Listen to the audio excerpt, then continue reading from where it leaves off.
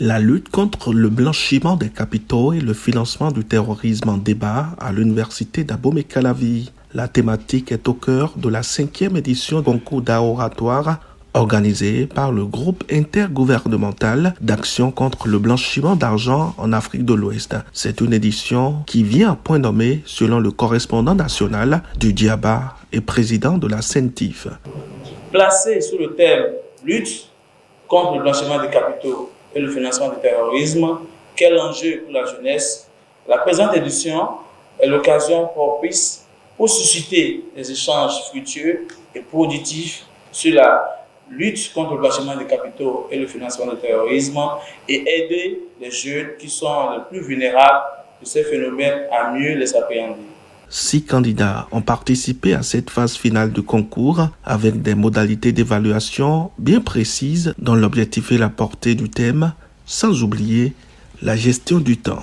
Le blanchiment de capitaux et le financement du terrorisme sont des fléaux qui menacent nos économies et la stabilité dans nos sociétés. Ils sapent les fondements de la démocratie, de l'état de droit et du développement économique. Ces activités criminelles ont des conséquences désastreuses sur la confiance des investisseurs, l'intégrité des institutions financières et la croissance économique tout court au niveau de notre région. La jeunesse est particulièrement vulnérable face à ces risques. Les jeunes, souvent en quête d'opportunités économiques et financières, peuvent être facilement séduits par des offres frauduleuses ou des propositions illégales.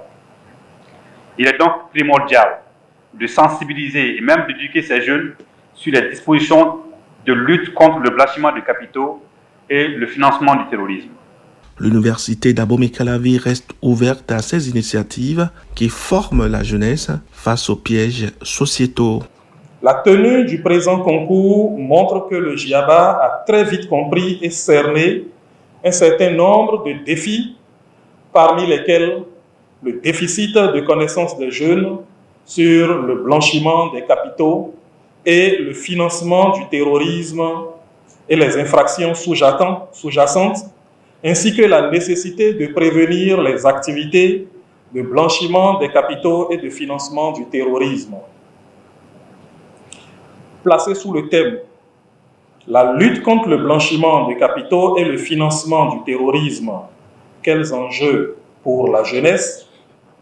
La présente édition est l'occasion propice pour susciter des échanges sur cette lutte et pour aider les jeunes qui sont le plus souvent utilisés abusivement pour commettre ces forfaits à mieux appréhender ces phénomènes.